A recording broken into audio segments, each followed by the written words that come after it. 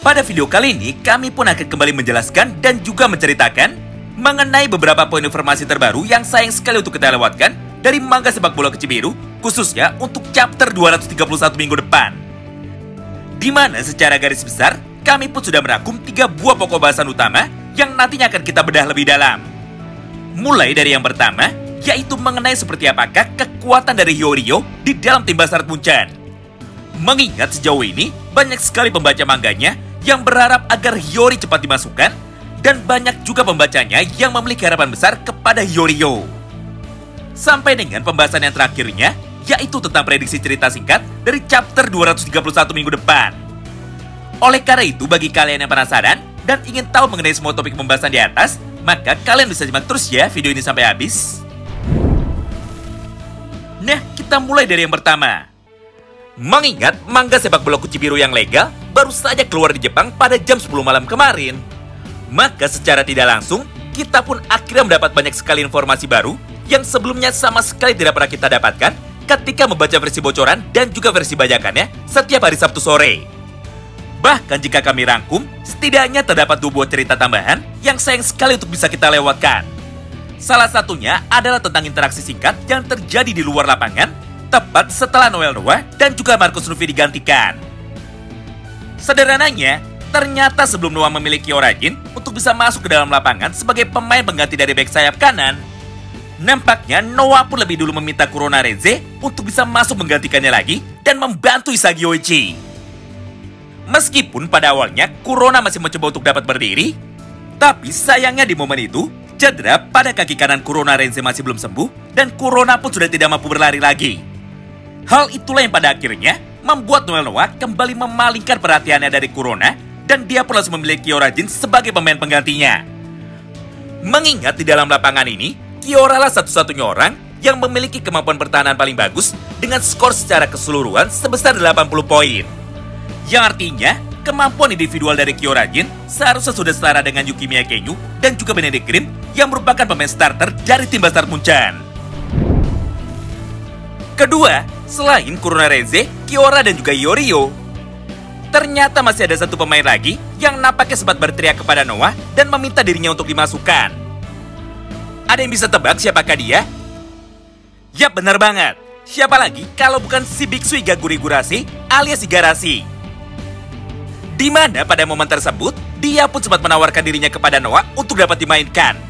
Karena pada saat itu, Igarashi pun sebenarnya sudah sadar bahwa kemampuan bertahan dari tim Bastard Munchen sangatlah buruk sekali. Bahkan, hampir di setiap serangan, mereka semua pun selalu berhasil dilewati dengan sangat mudah oleh para pemain dari tim Uber. Baik itu pemain utamanya, seperti Baro, Nico, dan juga Lorenzo, sampai dengan pemain pajangannya, seperti Drogo dan juga Enzo. Intinya, walaupun kemampuan serangan dari tim Munchen saat ini sudah cukup kuat dengan adanya Isagi dan juga Michael Kaiser, tapi lini pertahanan mereka sangatlah tidak bisa diandalkan. Itulah yang membuat Kaiser dan juga Isagi Yoichi menjadi tidak bisa berkonsentrasi.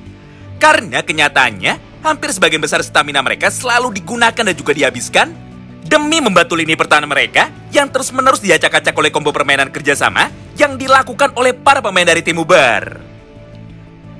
Tapi seperti biasanya ya, walaupun pada dasarnya alasan Igarashi sangat masuk akal, tapi karena dirinya hanyalah karakter sampingan dan belum waktunya untuk mendapatkan panggung, maka pada momen itu, Noah pun kembali menolak permintaan dari Igarashi dan dia pun akhirnya malah memilih untuk memasukkan pemain yang lain lagi.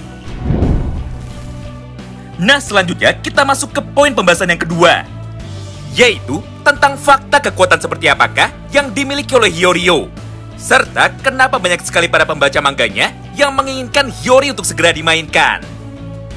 Oh iya, semua informasi berikut adalah sebuah fakta yang diambil secara langsung dari buku karakter book atau buku panduan karakter dari manga Kuci Biru. Jadi semuanya adalah informasi asli, bukan hanya sekedar asumsi belaka, apalagi ngarang bebas. Pertama, Hiyori adalah seorang pemain sepak bola yang memiliki karakteristik sebagai seorang gelandang jangkar, atau di dalam bahasa sepak bolanya, Hiyori disebut dengan deep lying playmaker. Posisi ini adalah posisi yang paling susah dimainkan oleh para pemain sepak bola di dunia nyata, sekaligus posisi yang paling diremehkan. Mengingat, tugas dari deep lying playmaker bukanlah untuk mencetak gol ke gawang lawan, tapi untuk menjadi seorang pemain kunci ketika tim tersebut akan melakukan sebuah transisi dari yang awalnya sedang bertahan, seketika langsung berubah menjadi menyerang. Simpelnya, pemain pertama di dunia yang menempati posisi ini dan menyandang gelar sebagai pemain terbaik di posisi ini adalah Andrea Pirlo. Karena kebetulan pada era itu, Mazzone sedang melakukan eksperimen untuk menaruh pemain sejenius Pirlo tepat di belakang Roberto Di Baggio yang merupakan seorang trequartista. Intinya, seorang pemain sepak bola yang memiliki gelar sebagai gelandang di playing harus memiliki kemampuan sebagai berikut.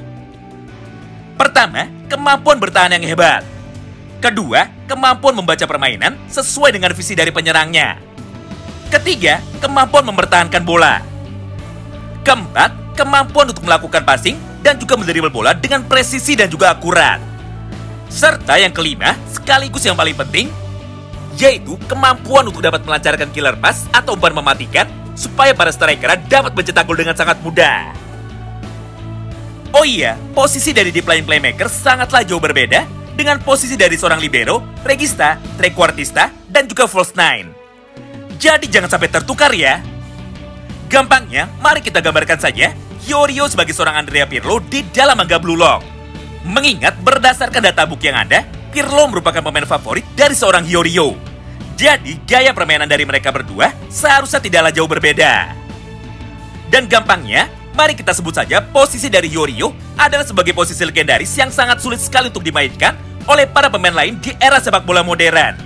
Karena tugas utamanya adalah untuk menciptakan permainan dan memberikan umpan mematikan kepada para penyerangnya dengan kecepatan yang sangat gila dan juga tidak terduga. Wow, menarik banget bukan?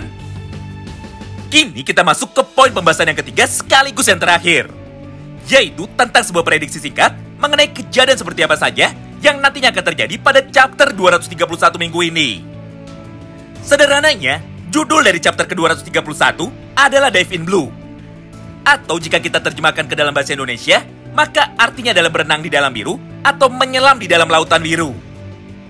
Judul tersebut sebenarnya adalah sebuah kata kiasan sederhana yang memiliki sebuah makna yang sangat panjang. Di mana secara garis besar, hal itu akan sangat berkaitan sekali terhadap perkembangan karakter dari Isagi dan juga Yorio. Mengingat biru adalah warna aura dari mereka berdua, dan biru adalah nama kemampuan yang dimiliki oleh Yorio. Selain itu, jika kita mengacu kepada nama teknik kombinasi dari Kurona dan juga Isagi yang bernama Red Planet Hotline, maka kemungkinan besar pada chapter 231 nanti, Isagi dan juga Yori pasti akan mengeluarkan sebuah teknik yang hampir mirip dengan teknik serangan kombinasi yang sebelumnya sempat digunakan oleh Kurona Renze, walaupun dengan nama yang pastinya akan berbeda. Intinya, judul dari chapter 231 ini nantinya akan menggambarkan mengenai proses serangan balik super cepat yang berjalan dengan sangat mulus. Dan jika kita analogikan, maka serangan dari Yori dan juga Isagi ini akan terlihat seperti sedang menyelam dengan bebas di dalam lautan biru, yang melambangkan sebuah transisi super smooth tanpa ada satupun hambatan yang berarti. Nah, itulah semua pembahasan singkat yang dapat kami sampaikan kepada kalian semua di dalam satu video ini. Tentu saja bagi kalian yang penasaran mengenai seperti apakah gaya permainan baru dari Isagi dan juga Yorio, maka nantikan terus ya update cerita bocorannya di channel ini setiap hari Sabtu sore. Terima kasih banyak yang sudah simak video ini sampai habis, dan salam baku hantam!